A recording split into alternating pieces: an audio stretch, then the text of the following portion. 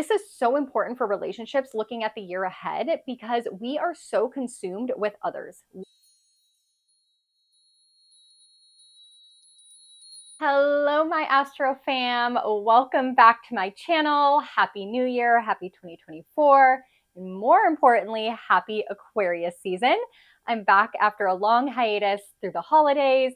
As I mentioned in previous videos, I was going to be traveling out of the country, and I actually went to South Africa for a month.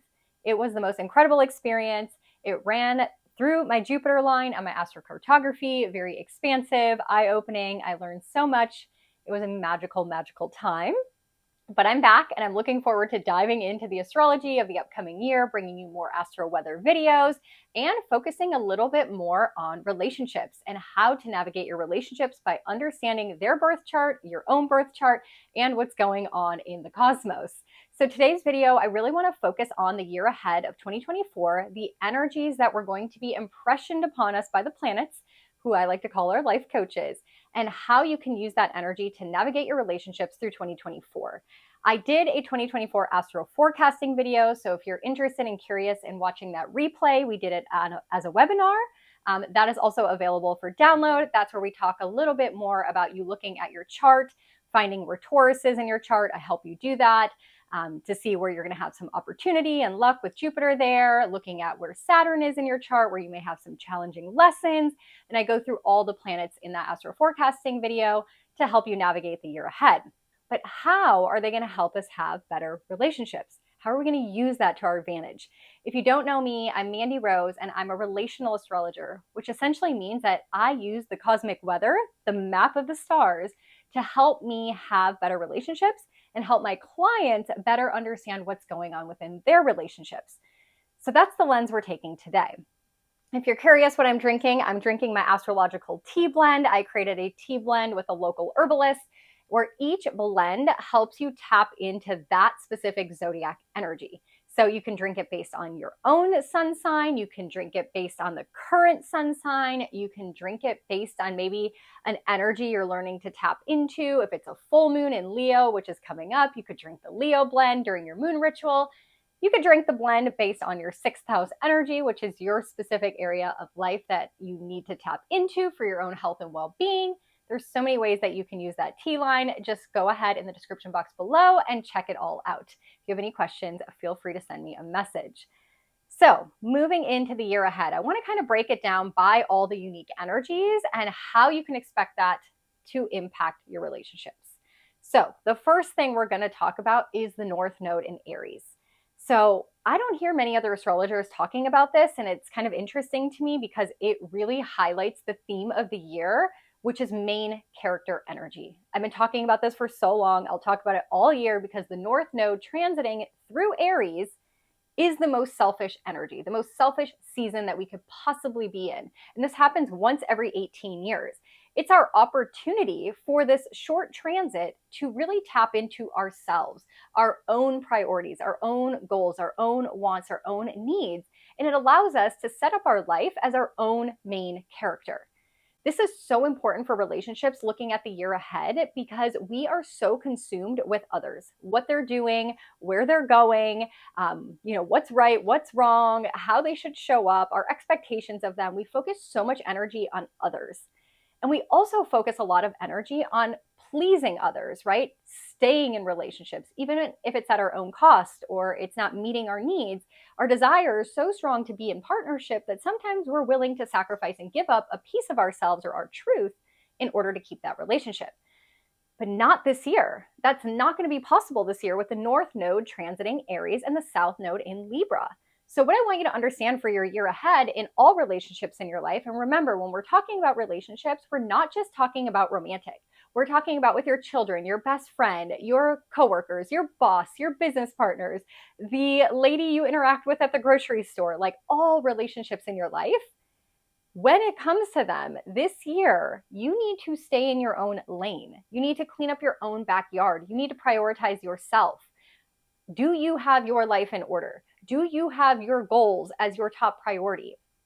I'm going to give you an example. So in relationships, sometimes we sacrifice our own dreams to help others, right? So let's say you have a sister and she has a couple kids and one of those kids gets sick and her hands are full and she's always calling you to come over and help her out or, be her emotional support system, and you drop everything and you go to her house and you help her cook and you're always there for her.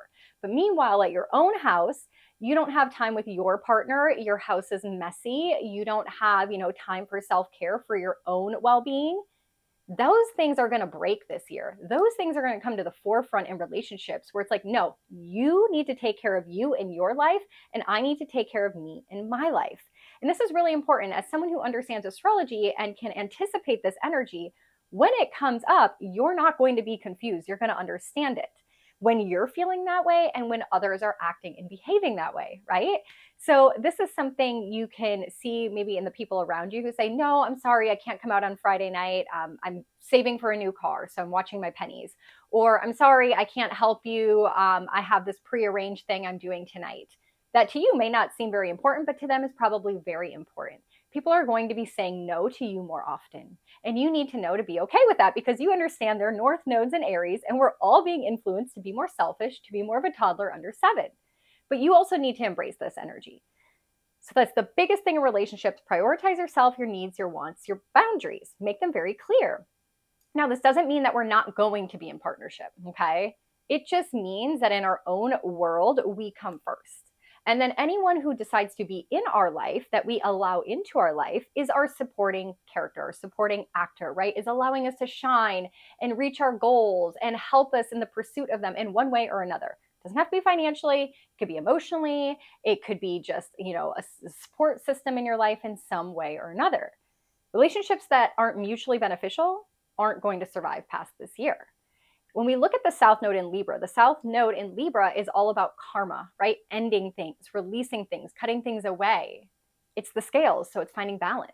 It's saying, hey, we got to cut out the things that weigh the scales in a very unfair way, right? Libra, being the justice system, is about fairness, but it wants peace and it wants harmony. And for sustainable peace and for sustainable harmony for all parties involved, it has to be balanced. So we're going to cut out things that don't allow our relationships to be balanced. So what I would suggest moving into 2024 is assess the relationships in your life, do one of those little inventory sheets and ask yourself, what am I getting out of this? And how much am I willing to give to each relationship? Oftentimes we have way too many friends, right? Sometimes we have way too many friends, a large social group, and we can't give each one of them individual attention. So maybe we need to narrow down our social group a little bit. Maybe we need to really focus on who and what we're spending our time on. That's that main character energy. Okay, so that is the biggest thing that we're going to see in relationships this year. The second thing that we're going to notice in relationships collectively, regardless of your birth chart, based on the astrology ahead, is by looking at the energy of Saturn in Pisces along with Neptune in Pisces. It's very important because Pisces is the empath. It's the Jesus-like energy. It's forgiving. It's, sacrificing. It's being so sensitive. And Neptune is the dreamer. It's living in la la land. It's, putting rose-colored glasses on. And sometimes we do that a lot in relationships, right? We want to see the best in someone. We put them on a pedestal. We see how they could be and not for who they are in this moment. Neptune is the ruler of Pisces, and he's been here for a long time. We're looking at, over a decade. And so for the last decade in relationships, we've been seeing the best. We've been hoping and wishing and praying and, thinking we can change people. We've been sacrificing ourselves. We've been, really helping others, do the most because we've tapped into that Jesus-like energy with Neptune and Pisces. But what's happening now this year with Saturn entering, he's saying no more of that. No more. Because what does Saturn ask you to do? Tough love. Be responsible. Figure out who you want to commit to. Do the hard work. Be disciplined.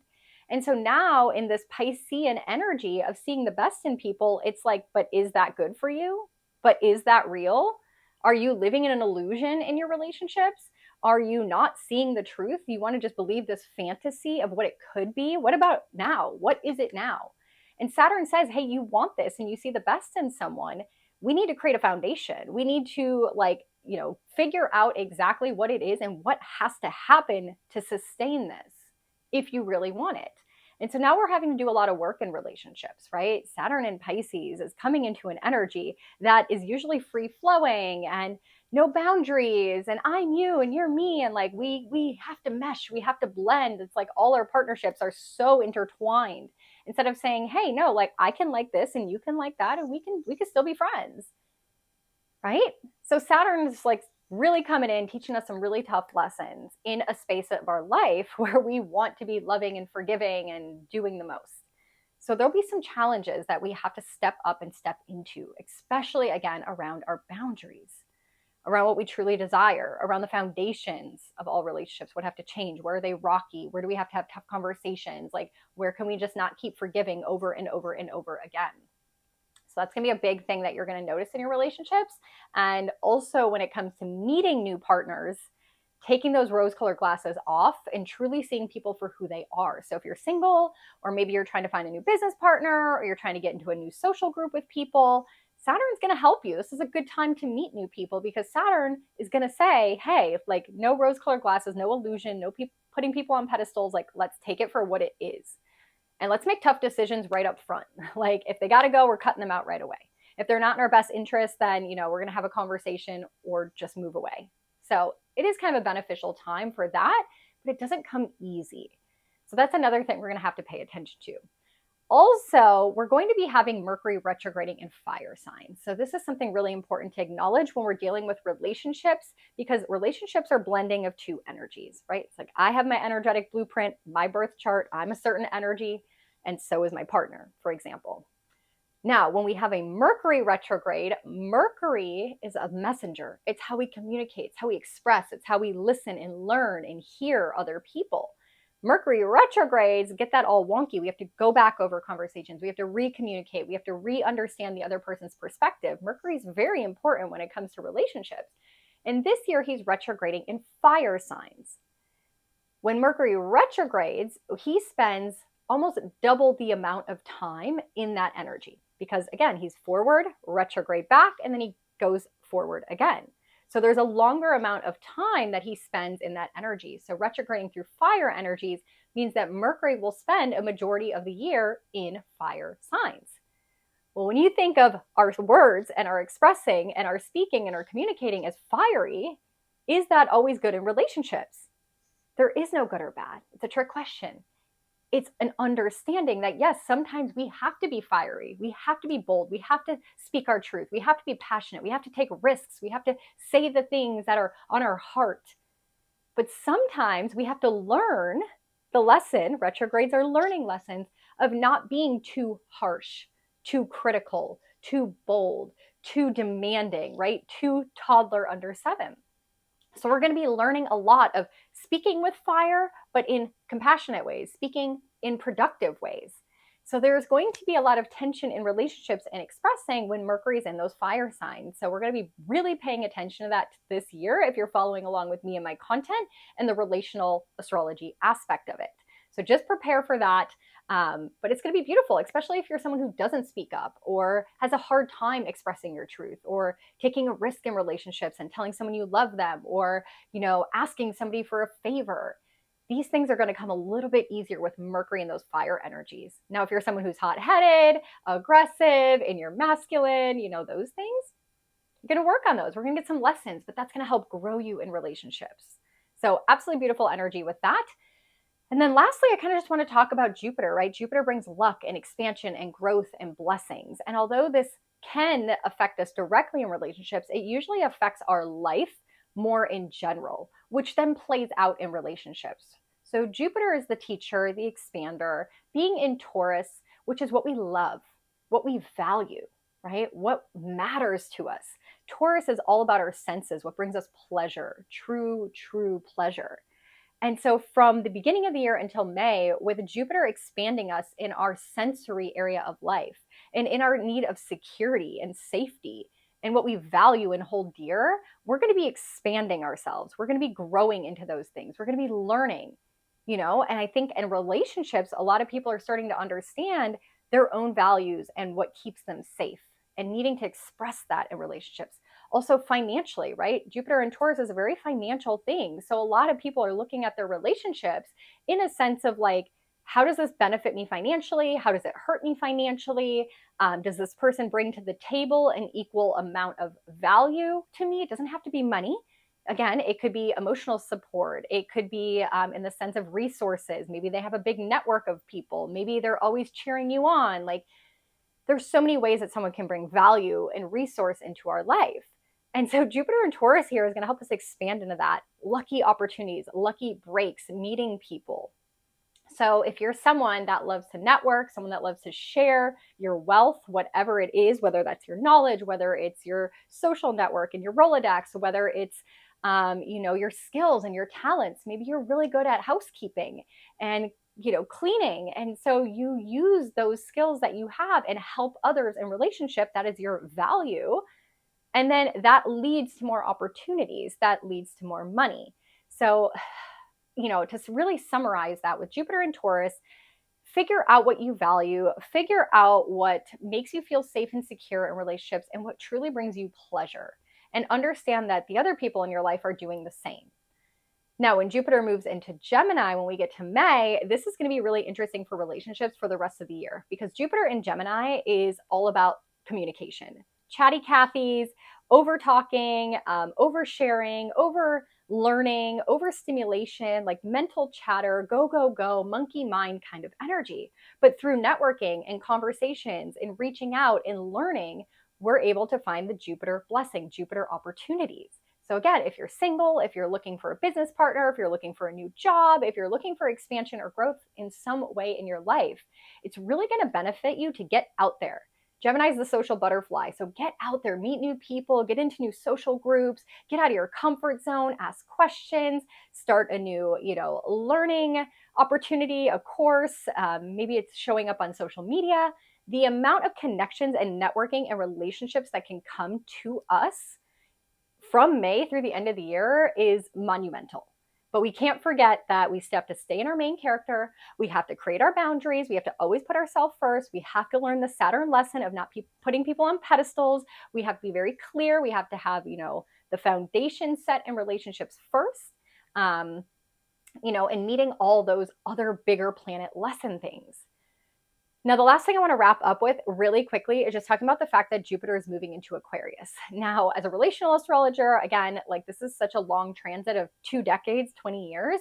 So it's not necessarily going to impact you in relationships very instantly.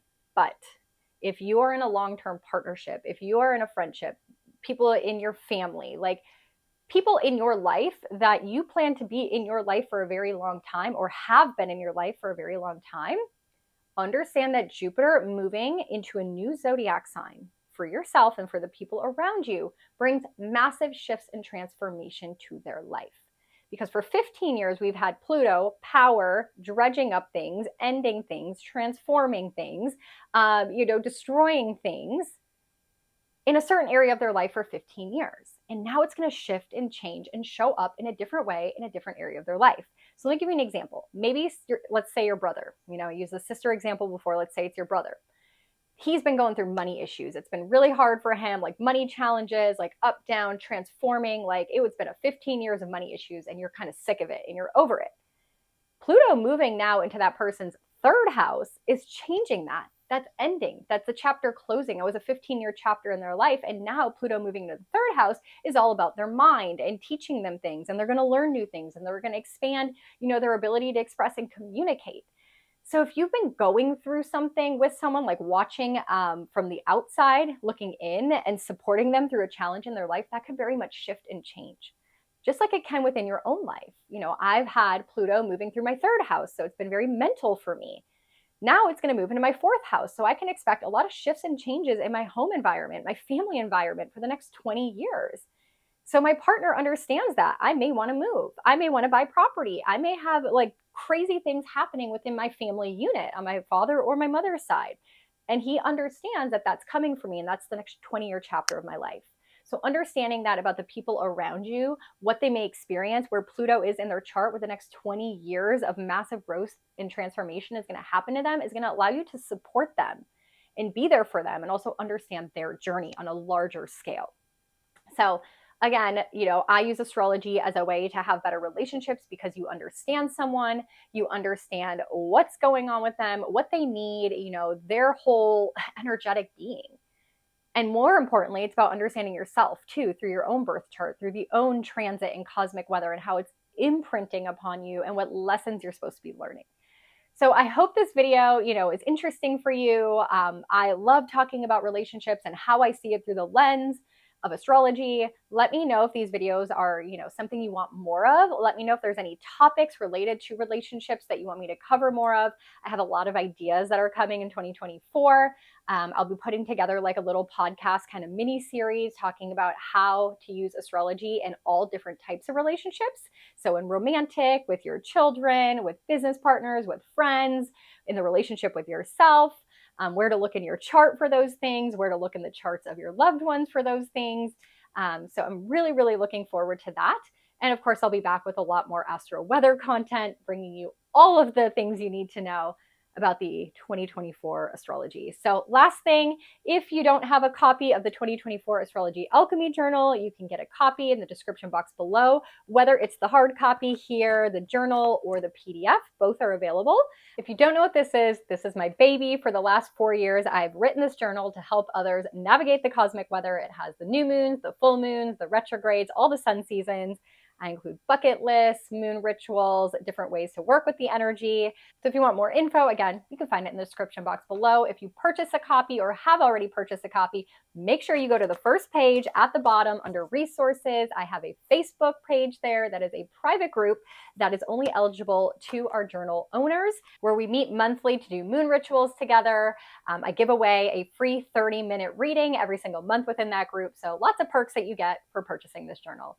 So with all that, I'm going to send you so much love and light as you navigate 2024. Thank you for being here. Thank you for supporting my channel. Make sure you like and subscribe, hit the notification bell, because I will be back with so much more content to help you have better relationships in 2024. I'll catch you in the next video.